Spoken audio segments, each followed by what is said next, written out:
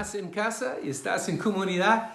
Y hemos llegado al capítulo 18 de Juan. Pero les dije ayer que quería hablar un poquito más de la unidad, porque es la única oración que no ha sido contestada de Jesús. Pero todavía Jesús está a la diestra del Padre haciendo intercesión por nosotros, orando por la unidad entre cristianos y entre iglesias. Y ¿recuerdas? Hablé de una conferencia de pastores de distintas denominaciones. En el primer día no había como un fluir, no una confianza fluyendo entre los pastores por las diferencias. Pero en una noche cayó la gloria del Espíritu. Y todos los pastores comenzamos a estar muy cercanos, como de confianza. Cambió las conversaciones por los próximos 3 días. Y la unidad no vino por control, por todos estar en unidad de la forma de pensar. Vino por el Espíritu. Y hablamos de esto en Efesios 3. Seamos solícitos, buscar la unidad en el Espíritu para llevarnos, versículo 13, a la unidad de la fe. Y yo recuerdo un hombre diciendo, hay un truco de los que cuidan de las abejas.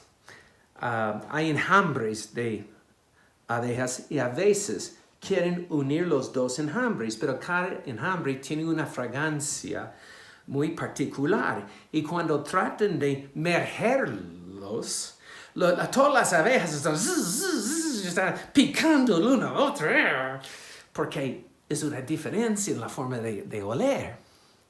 Pero un truco, ellos echan un polvo de talco sobre ambos enjambres, y ahora uniendo las dos enjambres, todas las abejas son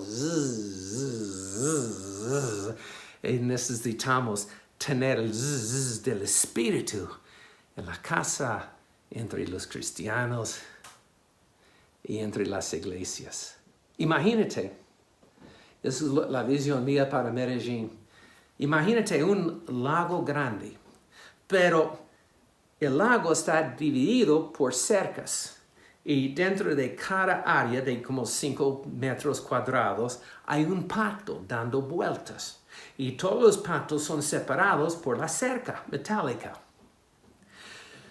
Pero un día comienza a llover, llega un aguacero y el nivel de agua sube en el lago encima del nivel de la cerca.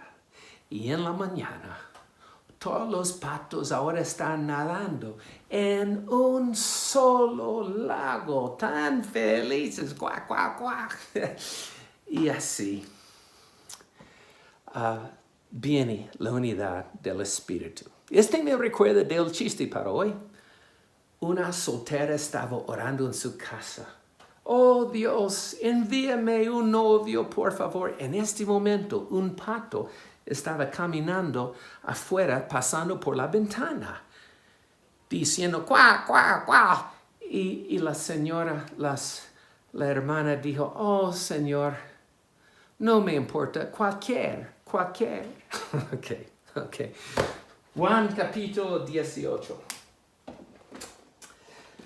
Habiendo dicho Jesús estas cosas, salió con sus discípulos a otro lado del torrente de Cedrón, donde había un huerto, en el cual entró con sus discípulos.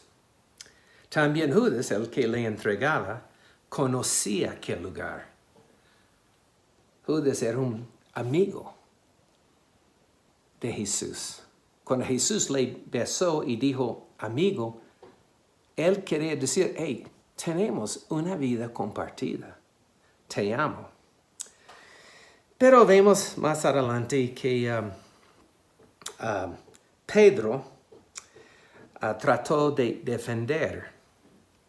En versículo 10, porque Judas entró con los soldados y estaban para arrestar a Jesús. Pero Pedro quiere defender a Dios. Versículo 10, Simón Pedro, que tenía una espada, la desenvainó e hirió al siervo del sumo sacerdote. ¡Ja! Y le cortó la oreja derecha.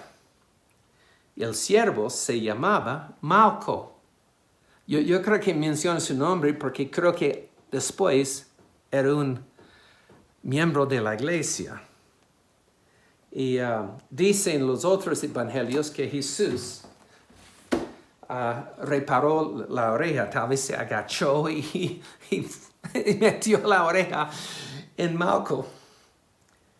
Pero qué testimonio al sumo sacerdote, porque este hombre trabajaba como empleado en la casa del sumo sacerdote.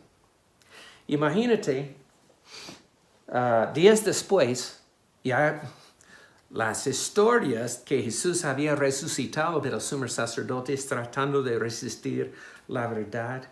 Él está escuchando de milagros. Él no puede, él tiene miedo de pensar que Jesús puede estar vivo. Y ahí está el siervo barriendo, Malco, y todavía está como tocando la oreja. Ya, todavía está increíble.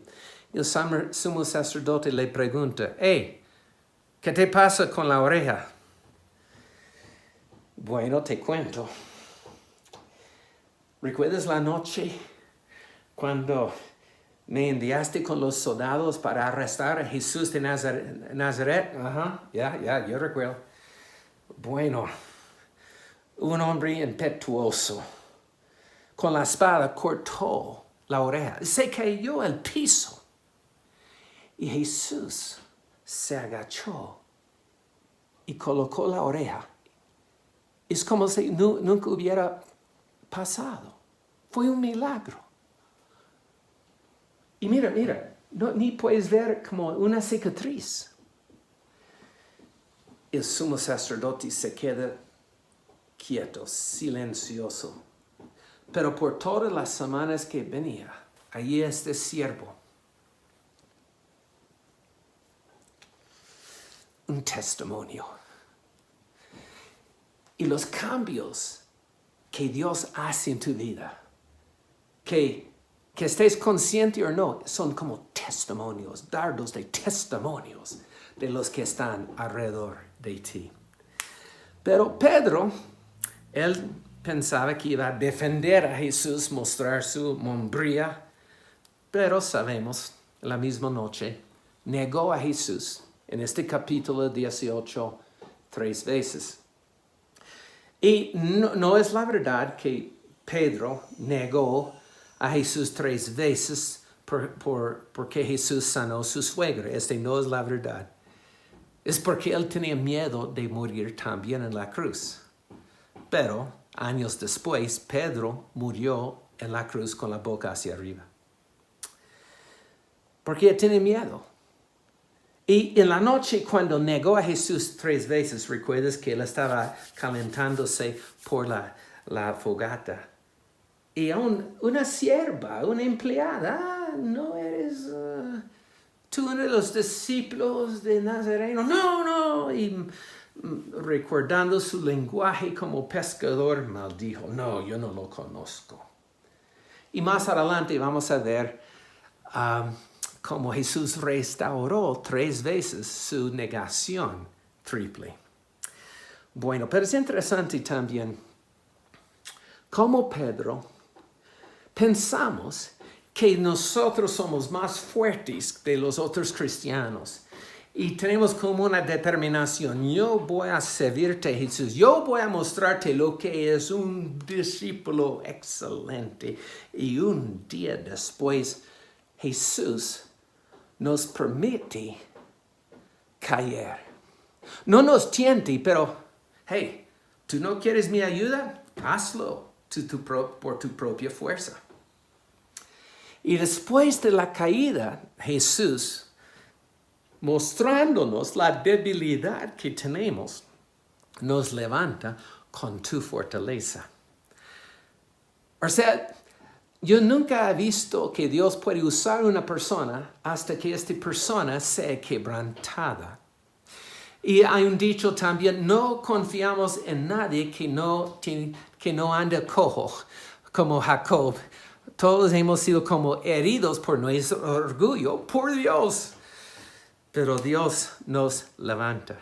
Y es interesante que Pedro después recibió un coraje, pero no natural, un coraje sobrenatural para confrontar las autoridades, predicar con denuedo y, como dije, aún murió con paz en Roma como un mártir. Pero el coraje es tan importante de tener del Espíritu Santo. Primeramente es porque Él nos libra de todo el miedo de la muerte. Y cuando Jesús lidia con el miedo de la muerte, ya no vivimos en temor. Y el coraje tal vez es, según Winston Churchill, es la virtud más importante porque es como la correa, el cinturón, sobre la cual cuelgan todas las otras virtudes. Necesitamos coraje para tener honestidad. Necesitamos coraje para hablar la verdad. Necesitamos coraje para ser generoso. Necesitamos para todas las virtudes en la vida tener la correa de coraje. Termina este capítulo en Juan 18, hablando de un criminal, Barrabás.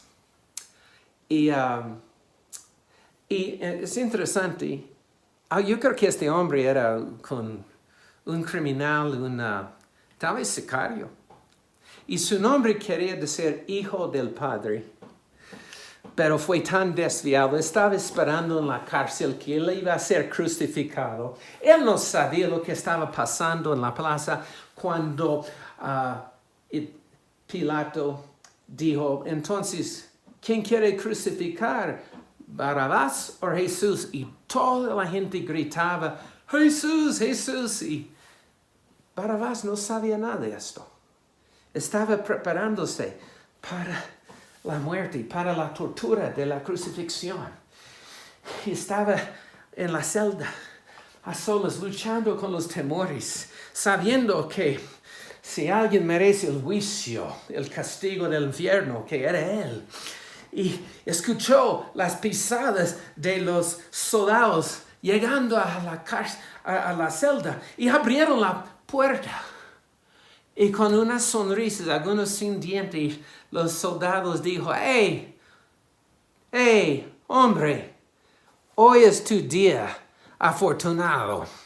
Hay otro tipo, se llama Jesús, que está tomando tu lugar. Eres libre. Y Barrabás era la primera persona para darse cuenta que Jesús murió por nosotros. ¿Has pensado en esto? Ya no nos toca tener el juicio, la ira, la eternidad en las tinieblas, porque Jesús tomó nuestro lugar. Y Él también nos da su lugar. Él llegó a ser hijo del hombre para que tú y yo seamos hijos de Dios. Gracias, Señor, por las noticias que llegan a todo cárcel. A cualquier persona que se siente encerrada, llegan las noticias. Hay otro que ha tomado su lugar. Padre, gracias, Señor, por la gloria de la cruz. Gracias por coraje que viene solo por el Espíritu Santo. Y además, Señor, oramos por la unidad entre todos los cristianos, entre todas las iglesias en Medellín. Haznos un solo lago para que cada paisa crea que tú, Jesús, eres el Señor.